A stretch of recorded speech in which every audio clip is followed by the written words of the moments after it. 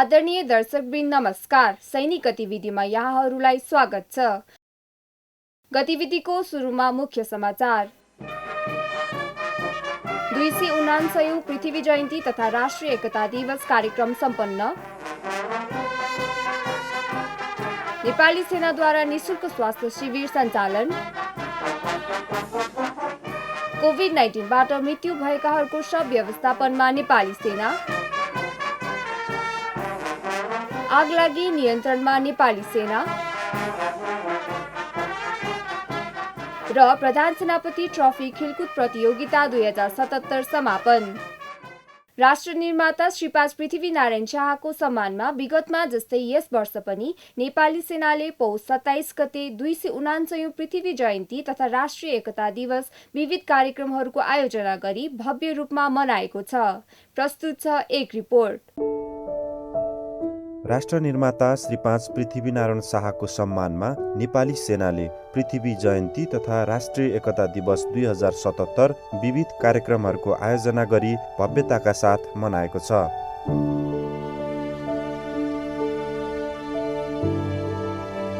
पृथ्वी जयन्तीका अवसरमा आयोजित गोर्खा काठमाडौँ एकीकरण पदयात्रा पौष 20 गते गोर्खा दरबारबाट नेपाली परम्परागत संस्कृति झल्किने बाजागाजा र झाँकी सहित एकीकरण दीपज्योति लिई पदमार्ग यात्रा टर्च र्याली कार्यक्रम सञ्चालन भएको थियो।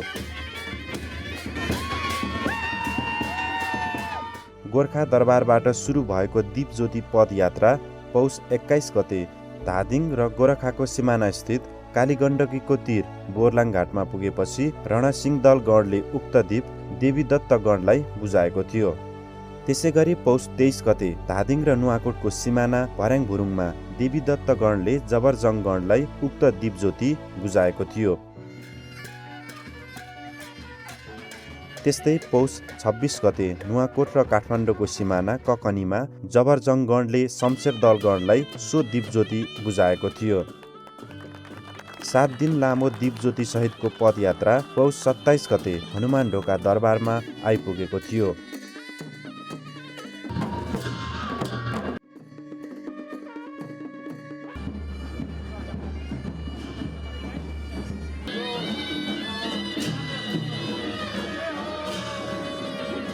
सोही दिन हनुमान ढोका दरबारमा हिमाल, पहाड, तराई तथा काठमाडौँका नेवार समुदाय लगायत सबै क्षेत्र र समुदायको प्रतिनिधित्व हुने गरी राष्ट्रिय एकता झल्कने बाजागाजा, झाँकी, लाखेनाच आदि प्रदर्शन गर्दै जङ्गी अड्डा आइपुगेको थियो।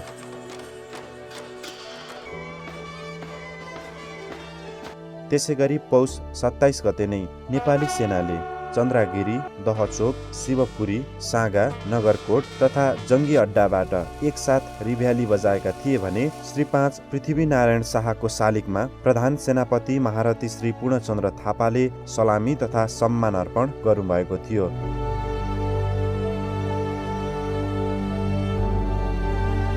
सोही क्रममा महारथी श्री थापाले नवनिर्मित पृथ्वीनारायण शाह अध्ययन केन्द्रको उद्घाटन समेत गर्नुभएको थियो।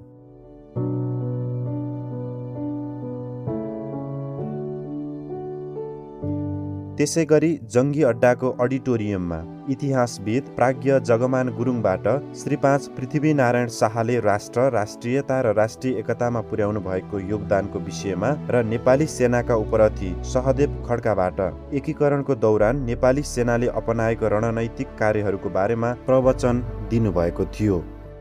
एक दिनको दरम्यानमा नेपालको राजधानी काठमाडौँ छ, त्यो जित्यौँ भने नेपाललाई हामीले जित्यौँ। जति खाए पनि पाइन्छ। त्यो भूगोल त थाहा होला नि त चिनेर, किनभने भूगोल थाहा नभइकन लडाइँ गर्न हुँदैन। पहिले भूगोलको अध्ययन गर्न पर्छ, लडाइँ गर्न पर्छ। त्यसैगरी नेपाली ऐतिहासिक चलचित्र नालापानी र श्री 5 पृथ्वीनारायण शाहको दिव्य उपदेश मेरा साना दुःखले आर्ज्याको मुलुक होइन शीर्षकको नाटक इन्द्रेणी समूहद्वारा नेपाल एकीकरण सम्बन्धी दोहोरी गीत तथा राष्ट्रिय एकता सम्बन्धी वृत्तचित्र आदि प्रदर्शन गरिएको थियो।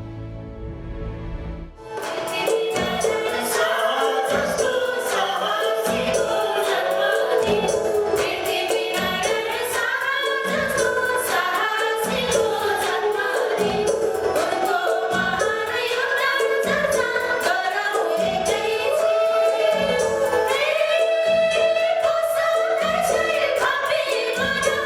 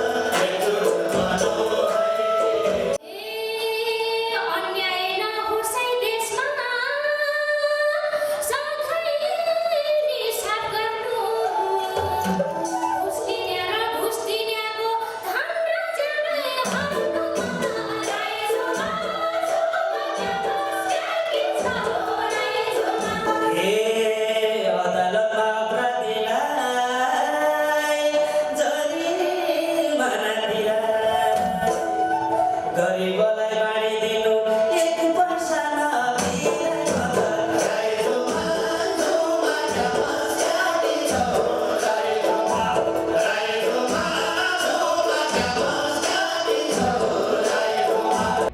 पृथ्वी जयन्ती तथा राष्ट्रिय एकता दिवसकै अवसरमा पहिलो पटक राष्ट्रिय कविता प्रतियोगिता तथा सैनिक विद्यालयका बालबालिकाहरूलाई समावेश गरी इतिहासका विविध पक्षबारे हाजिरी जवाफ प्रतियोगिता समेत सञ्चालन गरिएको थियो।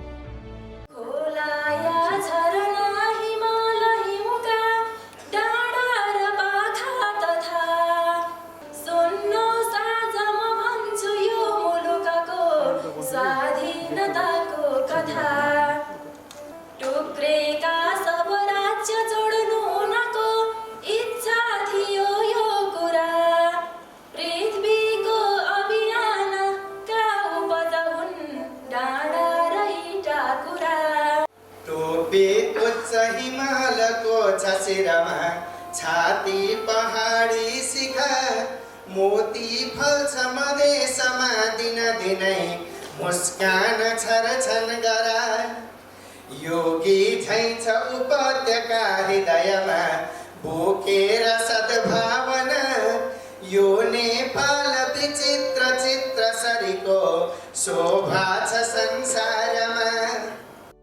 कार्यक्रममा विक्रम सम्मत 1801 देखि 1872 सम्मको नेपाल एकीकरण नामक पुस्तक लेखकका इतिहासविद तथा वरिष्ठ चित्रकार लगायतका व्यक्तित्वहरूलाई प्रधान सेनापति महारथी श्री पूर्णचन्द्र थापाबाट सम्मान स्वरूप कदर पत्र र मायाको चिनो प्रदान गरिएको थियो।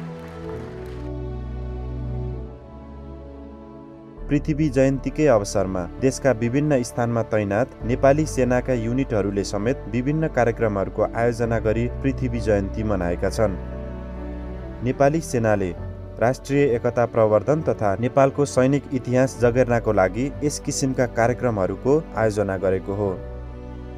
श्री 5 पृथ्वीनारायण शाहले गरेको एकीकरण अभियानमा हिमाल, पहाड र तराईवासी सबै नेपालीहरूको उत्तिकै महत्त्वपूर्ण योगदान रहेको ऐतिहासिक तथ्य भएको र भविष्यमा पनि राष्ट्रिय एकता रक्षार्थ यस किसिमका कार्यक्रम लाभदायी हुने विश्वास नेपाली सेनाले लिएको छ। विद्युत तथा यान्त्रिक सेवा निर्देशनालयमा गत पौष 22 गतेदेखि 24 गतेसम्म भर्चुअल 7th EME कन्फरेन्स 2077 सञ्चालन भएको थियो। सैनिक सामग्री उत्पादन तथा यान्त्रिक सेवा महानिर्देशक प्राविधिक उपरथी श्री भोलानाथ बुढाथोकीको प्रमुख आतिथ्यतामा आयोजना भएको उक्त कन्फरेन्सको गत पौष 24 गते बलाधिकृत रथी श्री प्रभुराम शर्माले समापन गर्नुभएको थियो। संयुक्त राष्ट्र सङ्घको आह्वानमा शान्ति स्थापनार्थ मोनुस्को मिसन कङ्गोमा तैनाथ नेपाली सेनाको इन्जिनियर्स कम्पनीले द्वन्द्वमा विस्थापित भएका पीडितहरूका लागि हालै सुरक्षित आवासको निर्माण गरेको छ। जुगु क्षेत्रमा विस्थापित भएका 20,000 स्थानीय जनताहरूलाई बुनिया स्थित मुजिपेला क्षेत्रमा विभिन्न संरचना सहितको वासस्थान निर्माण गरेको थियो। नागरिक सैनिक सम्बन्ध अभिवृद्धि गर्ने उद्देश्य अनुरूप हालै नम्बर 28 बाहिनी अड्डाले नम्बर 28 फिल्ड एम्बुलेन्स गुल्मको सहकार्य तथा नेपाल औषधि उत्पादक सङ्घ, नम्बर 2 प्रदेश सामाजिक विकास मन्त्रालय, सैनिक अस्पताल पोखरा एवं इन्द्रबक्स गढको संयोजकत्वमा रौतहट जिल्लामा, चण्डीप्रसाद गढको संयोजकत्वमा पर्सा जिल्लामा र चन्दननाथ गढको संयोजकत्वमा 12 जिल्लामा निशुल्क स्वास्थ्य शिविर सञ्चालन गरेको थियो। यसैगरी सिन्धुपाल्चोक जिल्लामा तैनाथ गोरखबक्स गणले जिल्ला जनस्वास्थ्य कार्यालय, चौतरा अस्पताल र नम्बर 26 फिल्ड एम्बुलेन्स गुल्मको सहकार्यमा श्री 7 कन्या आधारभूत विद्यालयको परिसरमा गत पौष 28 गते निशुल्क स्वास्थ्य शिविर सञ्चालन गरेको थियो। देशका विभिन्न स्थानमा भएको आगलागी नियन्त्रण गर्ने क्रममा हालै ओखलढुङ्गा जिल्लामा तैनाथ अरिदमनगढ र सोलुखुम्बु जिल्लामा तैनाथ सोहीगढको सुरक्षा गुल्म, काठमाडौँ जिल्लामा तैनाथ नम्बर 1 विपद व्यवस्थापन गण र मनाङ जिल्लामा तैनाथ रणदल गुल्मबाट खटिएको फायर फाइटिङ टोलीले अन्य सुरक्षा निकाय तथा स्थानीयहरूको सहयोगमा आगलागी नियन्त्रण गरेका छन्।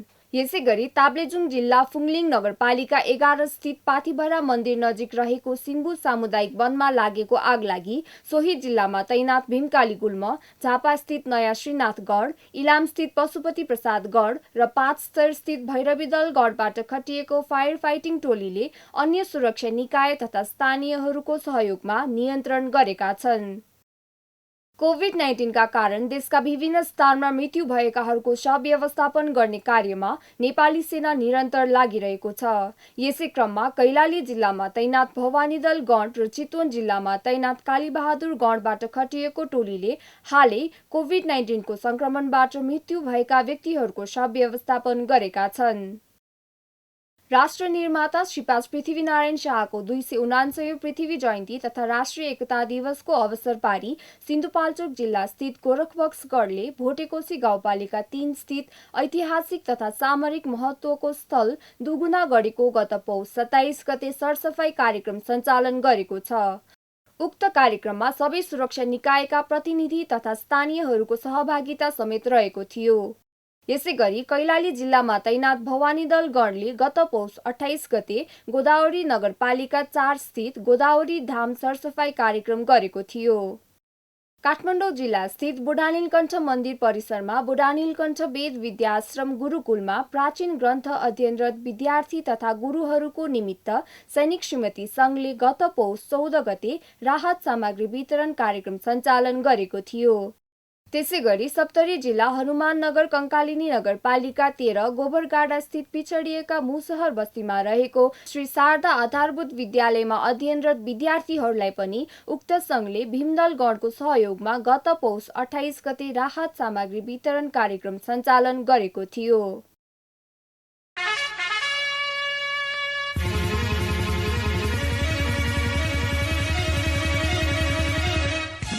पृथ्वी जयन्ती तथा राष्ट्रिय एकता दिवसको उपलक्ष्यमा लुम्बिनी प्रदेशका माननीय मुख्यमन्त्री श्री शङ्कर पोखरेलको प्रमुख आतिथ्यतामा गत पौष 25 गते बुटवल स्थित मध्यपश्चिम पृतना हेडक्वार्टर र उद्योग पर्यटन वन तथा वातावरण मन्त्रालयको सहकार्यमा जितगढी विजय दौड 2077 भिक्ट्री हाफ म्याराथन सम्पन्न भएको छ। उक्त प्रतियोगितामा पुरुषतर्फ नेपाली सेनाका सिपाही शिवराम रायमाझी प्रथम र सिपाही सुभाष कार्की द्वितीय हुनुका साथै महिलातर्फ नेपाली सेनाका सिपाही निर्मला केसी प्रथम र सिपाही मिनिषा थापाले तृतीय स्थान हासिल गरी नगद पुरस्कार, पदक तथा प्रमाणपत्र प्राप्त गरेका छन्। राष्ट्रका लागि खेलकुद, स्वास्थ्यका लागि खेलकुद भन्ने मूल नारा रहेको प्रधान सेनापति खेलकुद प्रतियोगिता 2077 को गत पौष 22 गते प्रधान सेनापति महारथी श्री पूर्णचन्द्र थापाले उद्घाटन गर्नुभएको थियो भने सैनिक तालिम तथा डक्ट्रिन महानिर्देशक उपरथी श्री निरञ्जन कुमार श्रेष्ठले स्वागत मन्तव्य दिनुभएको थियो। प्रतियोगितामा एथलेटिक्स, सुटिङ, भलिबल, बास्केटबल लगायत विभिन्न विधाका उत्कृष्ट खेलाडीहरूलाई पुरस्कृत समेत गरिएको थियो। उक्त खेलकुद प्रतियोगिताको यही माघ 2 गते प्रधान सेनापति महारथी श्री थापाले एक समारोहका बीच समापन गर्नुभएको थियो। दर्शकवृन्द, सैनिक गतिविधि यही समाप्त हुन्छ। नमस्कार।